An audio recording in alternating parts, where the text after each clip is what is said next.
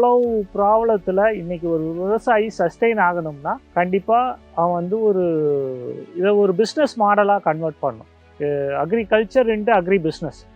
Culture முடிஞ்சது. நம்ம என் அப்பா விவசாயம் பண்ணார், தாத்தா விவசாயம் பண்ணேன், நான் பண்ணேன், என் மகன் பண்ண போகிறான், நாங்கள் எல்லாம் நாட்டை காப்பாற்ற போகிறோம், விவசாயம் பண்ணி மக்களுக்கு உணவளிக்க போகிறோம், அதெல்லாம் கரெக்ட். சோஷியல் ரெஸ்பான்சிபிலிட்டி இருக்குது, அதில் எந்த தவறும் இல்லை. பட் அந்த விவசாயி இன்னைக்கு தொடர்ந்து விவசாயம் பண்ணணும்னா அவனுக்கு லாபம் இருக்கணும். விவசாயிகள் பத்தி நமக்கான பார்வை ரொம்ப பெருசா இருக்கு, ரொம்ப மதிப்பாகவும் இருக்கு. ஆனா விவசாயிகள் பாவம், அவங்க கஷ்டப்படுறாங்களே, அவங்களுக்கு சாப்பாட்டுக்கே வழி இல்லாம இருக்காங்களே, அவங்க ஏன் தான் இவ்வளோ பாவமா இருக்காங்களோன்னு சொல்லின்றது மட்டும் இல்லாம ஏதாவது ஒரு செயல்ல நம்ம ஈடுபட்டிருக்கோமா? விவசாயம் பண்ணணும் அப்படிங்கிற எண்ணம் இப்ப இருக்கக்கூடிய காலகட்டத்துல மக்கள் மத்தியில ரொம்ப பெருசாவே இருக்குன்னு சொல்லலாம். டோனில் ஆரம்பிச்சு பல பேரும் விவசாயத்துக்கு அவ்வளவு முக்கியத்துவம் கொடுத்துட்டு இருக்காங்க. அப்படி இருக்கும்போது அந்த விவசாயத்தை எப்படி ஆரம்பிக்கிறது, விவசாய தொழில் முனைவோரா மாறுவது எப்படி அப்படிங்கறத இப்போ விவசாய தொழில் முனைவோரா இருந்துட்டு இருக்கக்கூடிய நம்ம கோயம்புத்தூரை சேர்ந்த சம்பத்குமார் அவர்கள் தான் சொல்லிக் கொடுக்க போறாங்க. அண்ட் நமக்கு பல விஷயங்களை புரிய வைக்க போறாங்க. என்ன சொல்றாங்க அப்படிங்கறத வீடியோ முழுசா பார்த்து நம்ம தெரிஞ்சுக்கலாம். Welcome to freedom farming Tamil channel. நான் உங்க யுவராணி. இப்போது கண்டிப்பாக விவசாயிகளுக்கு இது ரொம்ப முக்கியங்க. ஏன்னா நம்மாழ்வார் திரும்ப திரும்ப சொன்னது அதான், அவருடைய கடைசி காலங்களில் ஒவ்வொரு விவசாயி வியாபாரியாக மாறணும், அதாவது பிஸ்னஸ் மேனாக மாறணும் அப்படிங்கிறது தான். ஏன்னா நம்ம கடந்த ஒரு 40-50 வருடமாக பார்த்துட்டோம்னா விவசாயி விளைவிப்பான், அந்த பொருள் ஒரு வியாபாரி வாங்கிட்டு போவான். விவசாயிக்கு எவ்வளோ லாபம் கிடைக்குதோ அதே அளவோ இல்லை அதுக்கு மேலேயோ தான் வியாபாரிக்கு லாபம் கிடைச்சிட்டு இருக்குது. அந்த வியாபாரிக்கு என்றைக்குமே நஷ்டம் கிடையாது. விலை ஏறினாலும் இறங்கினாலும் அதனுடைய பாதிப்பு விவசாயிக்கு மட்டும்தான். இறங்கினா விவசாயிக்கு, ஏறினா வியாபாரிக்கு, அந்த மாதிரியான ஒரு சூழ்நிலை தான். அப்போது இன்னைக்கு இருக்கிற சூழ்நிலையில் இந்த price problem, fertiliser cost, labour cost, இவ்வளவு ப்ராப்ளத்தில் இன்றைக்கி ஒரு விவசாயி சஸ்டெயின் ஆகணும்னா கண்டிப்பாக அவன் இதை ஒரு பிஸ்னஸ் மாடலாக கன்வெர்ட் பண்ணும். Agriculture into agri business.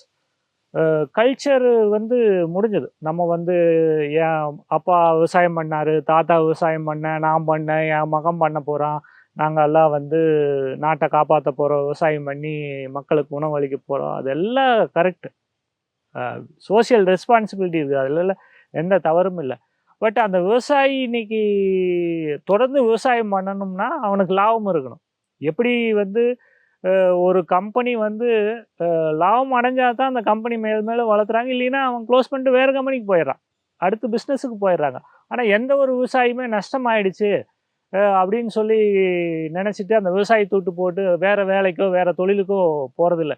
எவ்வளோ நஷ்டமானாலும் சரி, அடுத்த வருஷம் மாறிடுமா, அடுத்த வருஷம் மழை நல்லா பெஞ்சிருமா, அடுத்த வருஷம் நம்மளுக்கு நல்ல விலை கிடச்சிருமா, எவ்வளோ புயல் வெயில் என்ன பிரச்சனை வந்தாலும் தொடர்ந்து அந்த விவசாயம் பண்ணிக்கிட்டே இருக்கிறாங்க. ஸோ இதை பண்ணுறவங்களுக்கு சொசைட்டி ஃபஸ்ட்டு ஒரு மரியாதை கொடுக்கணும், ரெண்டாவது கவர்மெண்ட்டு. இது எல்லாம் சேஞ்ச் ஆனால் தான் விவசாயியோட சூழ்நிலை மாறும். அப்போ இன்றைக்கி அவன் வியாபாரம் பண்ண கற்றுக்கணும் ஃபஸ்ட்டு. இப்போது ஒரு பொருள் உற்பத்தி பண்ணுறேன், நான் அந்த பொருளை எப்படி நேரடியாக மக்கள்கிட்ட கொண்டு போய் சேர்த்துறோம். இப்போது ஃபார்ம் டு ஹோம் அந்த மாதிரி நிறைய கான்செப்ட் சொல்கிறாங்க. நேரடியாக கொண்டு போய், எதுக்காக இடையில அந்த இடைத்தரகர்கள் இருக்கிறாங்க, அவங்களுக்கு ஏன் அந்த பெனிஃபிட் போகும், நம்ம நேரடியாக கொண்டு போய் சேர்த்துவோம். நம்மளால என்ன பொருளை மார்க்கெட் பண்ண முடியுமோ அதை விளைவிக்கணும் ஃபஸ்ட்டு. ரெண்டாவது, இந்தியாவை பொறுத்தளவில் இங்கே ஒரு டிஃபைன்டு ஸ்டாட்டிஸ்டிக்ஸ் கிடையாது. அதாவது இந்த மந்தில் இந்த பொருளை விளைய வச்சா இவ்வளோ விலை கிடைக்கும், இதுக்கு இவ்வளோ டிமாண்ட் இந்த மாதம் இருக்குது, இவ்வளோ விலை கிடைக்கும் அப்படின்னு சொல்லி ஒரு ப்ரீ டிட்டர்மைன்ட் ஸ்டாட்டிஸ்டிக்ஸு கவர்மெண்ட்டுக்கிட்டேயுமே கிடையாது. திடீர்னு தக்காளி 100 ரூபாய்க்கு விற்கும், திடீர்னு 10 ரூபாய்க்கு விற்கும். ஒரு விவசாயி தக்காளி போட்டால் பக்கத்தில் இருக்கிற 100 ஏக்கராலே எல்லா விவசாயி தக்காளி போடுவாங்க, கத்திரி போடுவாங்க. இந்த மாதிரியான ஃப்ளக்சுவேஷன் இருக்குது. நம்மக்கிட்ட ஒரு ஸ்ட்ரக்சர்டு ஆர்கனைசேஷனாக அக்ரிகல்ச்சர் கிடையாது. எப்படி பேசுறாரு பாருங்களேன். அவர் மனசுக்குள்ள எவ்வளோ ஒரு ஆதிக்கம் இருக்கு, ஆனா அவர் மனசுக்குள்ள எவ்வளோ பவர் இருக்கு அப்படின்றத அவர் பேச்சு மூலமாவே தெரியுது.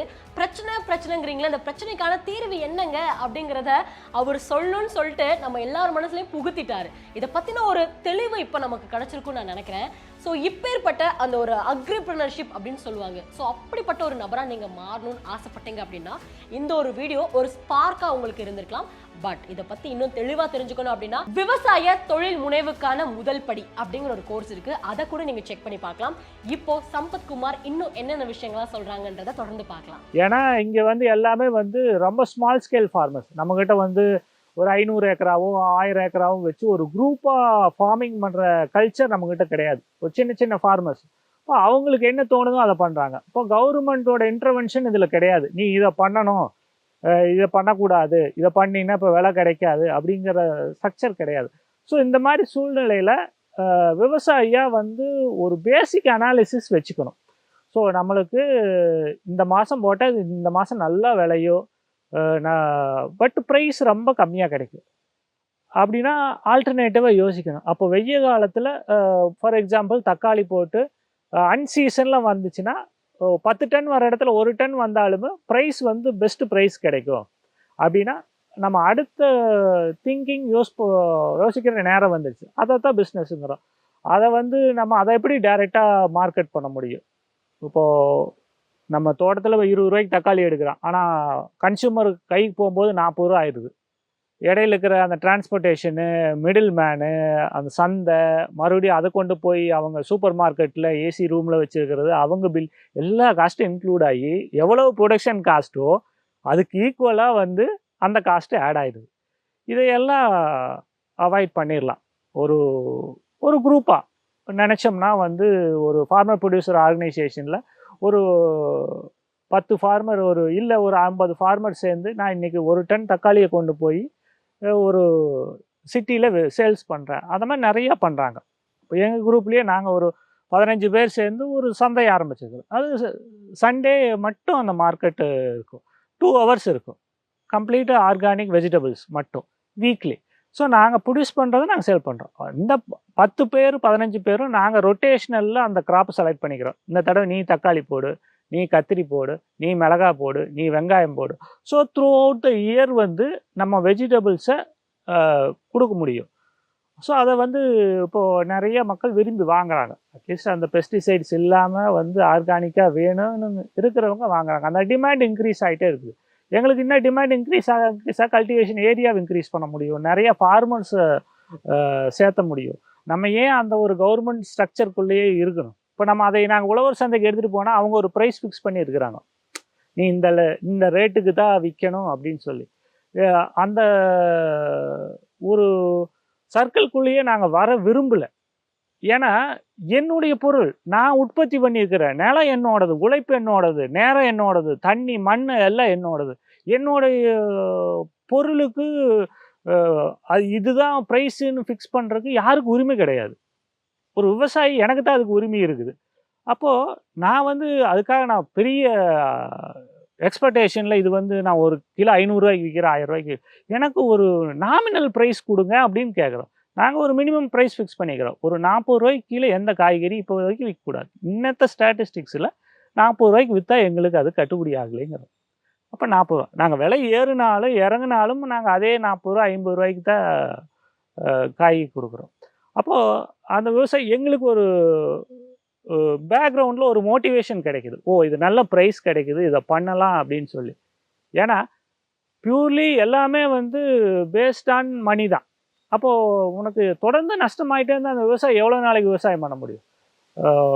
பண்ண முடியாது. அப்போ அவனுக்கு ஒரு நல்ல ப்ரைஸ் கிடைக்கணும்னா ப்ரைஸ் அவன் ஃபிக்ஸ் பண்ணணும். ஆல்டர்னேட் மார்க்கெட்டிங் ஸ்ட்ராட்டஜியை யூஸ் பண்ணணும். அதை நேரடியாக கொண்டு போய் மக்கள்கிட்ட சேர்த்தணும்.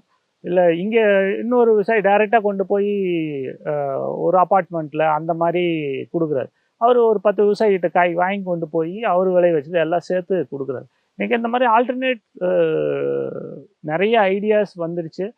பட் அந்த என்னென்ன விவசாயி நான் தோட்டத்துக்குள்ளே இருப்பேன், ஐயோ என்னால் போய் விற்க முடியாது, இங்கே மாடு பால் கறக்கணும், மற்ற வேலை இருக்குது அப்படின்னு நினைக்காம அதுக்குன்னு ஒரு டைம் வீக்லி ஒரு 2 ஹவர்ஸோ 3 ஹவர்ஸோ ஸ்பெண்ட் பண்ணி மார்க்கெட் பண்ணும்போது ஒரு பெஸ்ட் ப்ரைஸ் கிடைக்கும். இன்னைக்கு இருக்கிற ஒரே சொல்யூஷன் அது மட்டும்தான். இந்த வீடியோல விவசாய தொழில் முனைவோர் ஆவது எப்படி, என்னென்ன விஷயங்கள்லாம் நம்ம மனசுல இருக்கணும், என்னென்ன பிரச்சனைகள்லாம் அவங்க சந்திச்சுட்டு இருக்காங்க, எப்படிலாம் வந்து நம்ம லாபம் பார்க்கலாம் அப்படிங்கிற பல விஷயங்கள் சொல்லி கொடுத்தாங்க.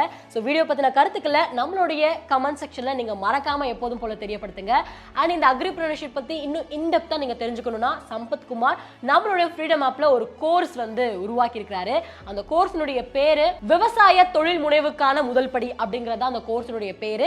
வீடியோட டிஸ்கிரிப்ஷன்லயும் கொடுக்க சொல்றேன், போய் செக் பண்ணி பாருங்க. Thank you.